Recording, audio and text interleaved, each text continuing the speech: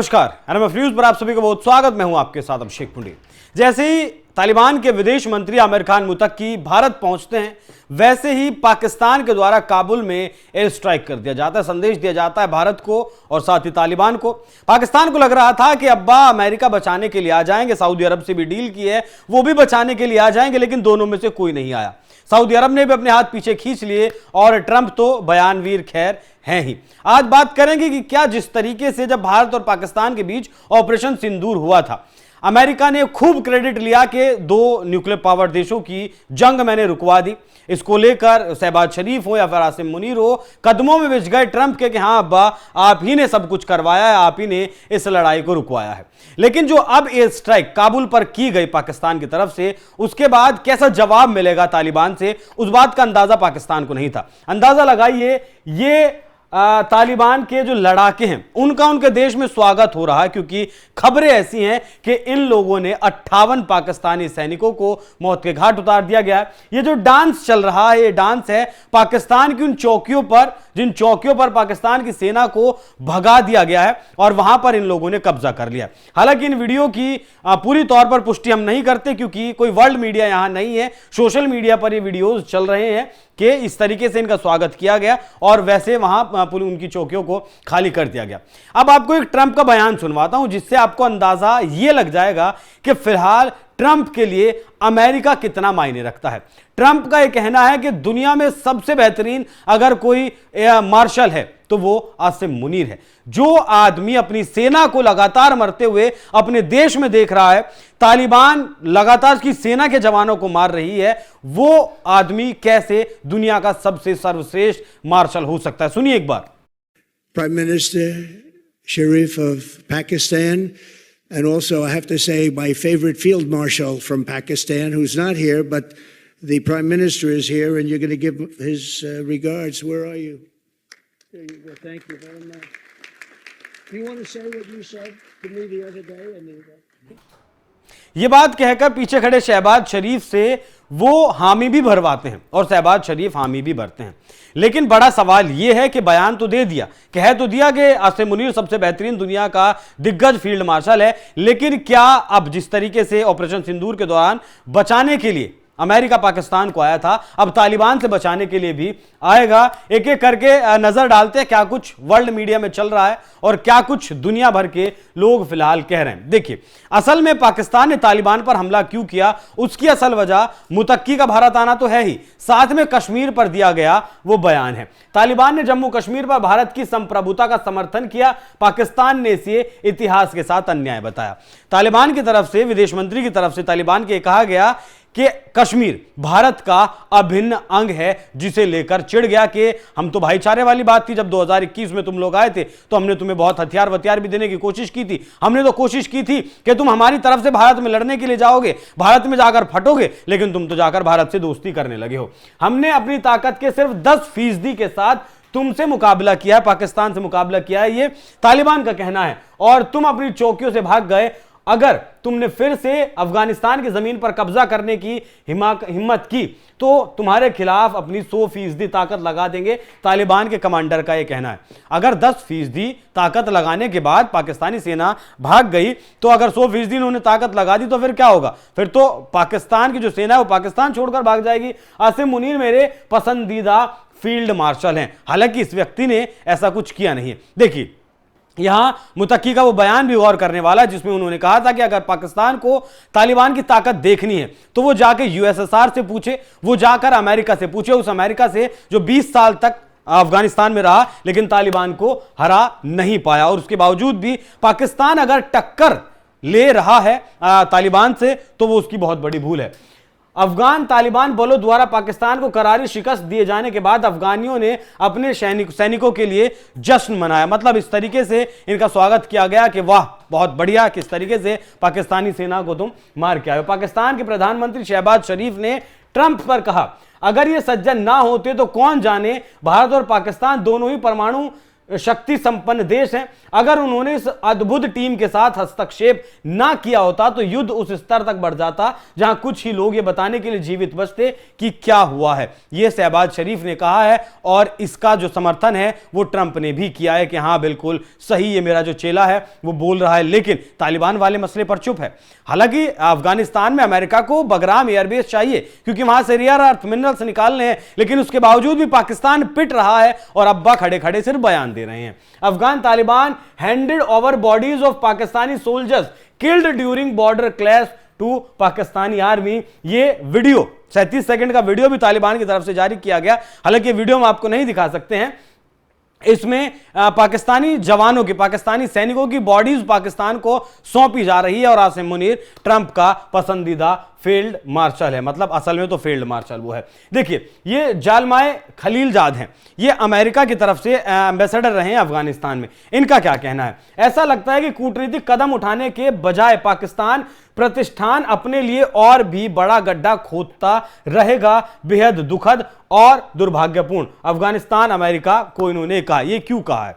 इन्होंने इसलिए कहा है कि ये एक तरफ तो चीन को अपने यहां एंट्री दे रहा है, दूसरी तरफ अमेरिका को भी एंट्री दे रहा है। पश्चिमी शहर में एक पोर्ट देने की बात का प्रस्ताव अमेरिका को रखा गया है और इसका जो ग्वादर है उस पर तो चीन है ही। सीपीईसी भी चीन लगातार सीपीईसी पर भी काम कर रहा है, लगातार चीन से पैसा भी ले रहा है। लेकिन जैसे ही डॉलर का बिस्किट फेंक देता है अमेरिका, वैसे ही अमेरिका के सामने पाकिस्तान दुम हिलाने लगता है।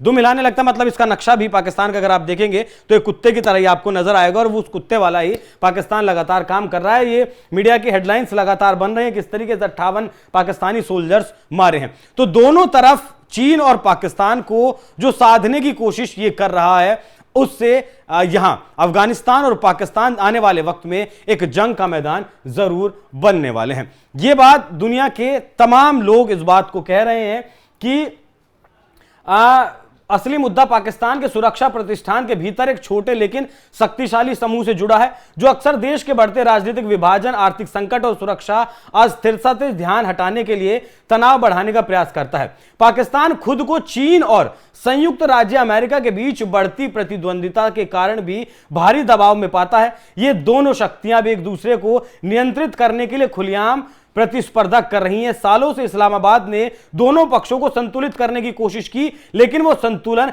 अब संभव नहीं है। जैसे जैसे प्रतिस्पर्धा गहरी होगी वैसे वैसे ये जंग का मैदान पाकिस्तान और ज्यादा बड़ा जंग का मैदान बनता जाएगा। पाकिस्तान को लगा था कि वो साध लेगा चीन और अमेरिका को, दोनों को, लेकिन वो साध नहीं सकता। काबुल पर एयर स्ट्राइक इसलिए भी किया गया कि बगराम एयरबेस अमेरिका को चाहिए और मिडिल ईस्ट की यात्रा पर ट्रंप आने वाले थे। उससे पहले मुतक्की भारत आने आए थे। इस बीच में अगर काबुल पर गोला दाग दिया जाता है तो कहीं ना कहीं अब्बा का साथ मिल जाएगा कि वाह बेटा, हमें तो बगराम का एयरबेस चाहिए था, तुमने पहले ही काबुल के ऊपर हमला कर दिया, अब हम तुम्हारे साथ हैं। लेकिन वो साथ नहीं आया और पाकिस्तान के सैनिक मरते रहे। पाकिस्तान की तरफ से कुछ कदम भी उठाए गए। जिस तरीके से पहलगाम के बाद भारत ने पूरी तरीके से द्विपक्षीय व्यापार पाकिस्तान से बंद कर दिया, इन्होंने भी बंद कर दिया, ऐलान कर दिया कि अब अफगानिस्तान के साथ कोई व्यापार नहीं होगा। दोनों देशों के बीच $7 बिलियन का व्यापार था जो सीमा बंद होने से अब प्रभावित होगा। इन्होंने ऐलान तो किया है, ज्यादातर सामान पाकिस्तान से अफगानिस्तान खरीदता था। पाकिस्तान ने भारत की तरह व्यापार रोकने की रणनीति अपनाई है। पाकिस्तान ने अमेरिका और चीन से उधार लिया है, दोनों के बीच संतुलन बनाने की कोशिश में तालिबान से टकराव मोल ले लिया। पाकिस्तान का दावा है कि उसने पहले तालिबान को समर्थन दिया, लेकिन अब तालिबान उसके खिलाफ है। इस बात को इनके जो रक्षा मंत्री हैं ख्वाजा आसिफ, ये भी अपनी संसद में कह चुके हैं कि हमने ही तो अमेरिका के खिलाफ या फिर अफगान में जो सरकार थी उसके खिलाफ तालिबान को तैयार किया था और हमारी कोशिश थी कि भारत के खिलाफ ये हमारे साथ जंग में साथ देंगे, लेकिन ये अब हमारे ऊपर ही गोले बरसा रहे हैं। पूरा अमेरिकी जो राजदूत है उन्होंने कहा कि पाकिस्तान ने कूटनीति छोड़कर अपने लिए बड़ा संकट पैदा कर लिया। उनका ट्वीट मैंने आपको दिखाया। तालिबान ने सत्ता संभालने के बाद आतंकी गतिविधियां कम की, चीन, रूस जैसे देशों से निवेश के लिए संपर्क बनाया। जब से 2021 से यहां तालिबान ने सत्ता संभाली है तब से वहां कोई भी किसी भी तरीके की अप्रिय घटना नहीं है। और ये जो रूस का नाम यहां निकल कर आया ना, रूस और चीन, रूस फिलहाल बहुत ज्यादा हद तक साथ खड़ा है अफगानिस्तान के, तालिबान के, क्योंकि तालिबान को मान्यता देने वाला दुनिया में अगर पहला देश कोई है तो वो रूस है। रूस के साथ चाइना खड़ा है और भारत ने भी अब अपनी एम्बेसी जो बंद करके भारत आ गया था 2021 में, उसमें कामकाज शुरू कर दिया है। मतलब 3 विश्व की बड़ी महाशक्तियां इस वक्त अफगानिस्तान के साथ हैं और यह सिर्फ अमेरिका को जवाब है। पाकिस्तान तो इसमें बहुत छोटा सा प्यादा है और ज्यादा कुछ नहीं है। हालांकि ट्रंप ने दावा किया कि अफगानिस्तान पाकिस्तान तनाव को 8वें युद्ध के रूप में शांति से सुलझाने को वो तैयार है। देखिए, यूएन जैसे मंच पर भी ट्रंप इस बात को दोहरा चुके हैं, वो 7 लड़ाइयां रुकवा दिए हैं। हालांकि गाजा में जो सीज फायर करवाया है ट्रंप ने, उसका क्रेडिट जरूर ट्रंप को देना चाहिए, क्योंकि लाखों लोग वहां प्रभावित थे और अब लाखों लोग अपने घरों को लौटे हैं। अब मतलब लड़ाई रुकी नहीं है, कुछ इनकी तरफ से कदम उठाया नहीं गया है और ये जंग का भी इसने अभी रुख अख्तियार नहीं किया। उसके बावजूद भी 8वां इन्होंने ये बात कह दी है कि वो 8वीं लड़ाई रुकवाएंगे। देखिए, अमेरिका ने पहले ऑपरेशन सिंदूर में पाकिस्तान को बचाया था और इस बार तालिबान के खिलाफ उसकी मदद कर सकता है, लेकिन अब तक की नहीं है। ट्रंप के नेतृत्व में अमेरिका तालिबान के साथ डील की कोशिश कर सकता है, क्योंकि व्यापारी तो बहुत बड़े वाले हैं ही ट्रंप, और ये लड़ाई रुकवाने के लिए ट्रंप कहीं ना कहीं अफगानिस्तान के साथ तालिबान के साथ डील कर सकते हैं कि भैया आप जो है हमारे बच्चे को मारो मत, उसके सैनिकों को मत मारो, हम तुम्हारे साथ डील कर सकते हैं, तुम्हारे साथ अगर कोई व्यापार करना है, व्यापारी कोई डील कर सकते हैं। देखिए, तालिबान ने डुरंड लाइन पर पाकिस्तानी चौकियों पर हमले किए, उन्हें खाली करवा दिया।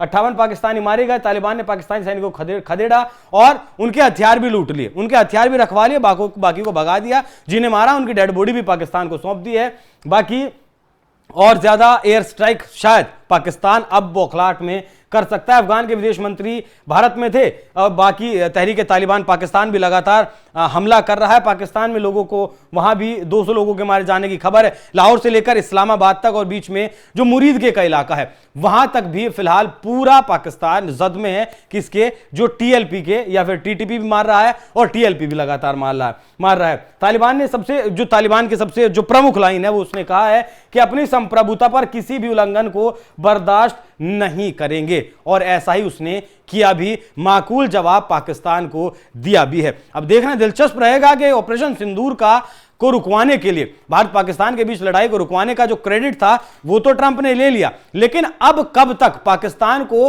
अफगानिस्तान से तालिबान से बचाने के लिए मैदान में उतरते हैं और कब जो 8वीं लड़ाई का जिक्र किया है कि 8वीं लड़ाई भी मैं जल्द ही रुकवा दूंगा, कब तक उसे रुकवाते हैं। बाकी सऊदी अरब की तरफ से एक तरीके से कहीं तो धोखा मिल गया है। पिछले ही महीने एक डील साइन हुई थी सऊदी अरब और पाकिस्तान के बीच, उसमें कहा गया था कि अगर कोई पाकिस्तान पर हमला करेगा तो उस हमले को सऊदी पर माना जाएगा, सऊदी पर कोई हमला करेगा तो उसे पाकिस्तान पर भी माना जाएगा। लेकिन जैसे ही पाकिस्तान अब जरूरत में है तो सऊदी अरब की तरफ से सिर्फ इतनी एक लाइन कही गई है कि हम अपील करते हैं कि दोनों देश संघर्ष को कम करें, संघर्ष ना बढ़ाएं। खास बात यह रही सऊदी अरब की तरफ से कि एक भी शब्द सऊदी अरब की तरफ से खिलाफ में नहीं बोला गया तालिबान के या फिर अफगानिस्तान के। ये पाकिस्तान के लिए सबसे बड़ी हार है। बाकी ट्रंप बयानबाजी कर रहे हैं, देखना दिलचस्प रहेगा कि बेटे को बचाने के लिए अब्बा कब तक आते हैं मैदान में और कब तालिबान मारना बंद करता है किसे, पाकिस्तान को। और क्या बगराम एयरबेस को लेकर ये सारी कोशिशें की गई थी, साजिश रची गई थी,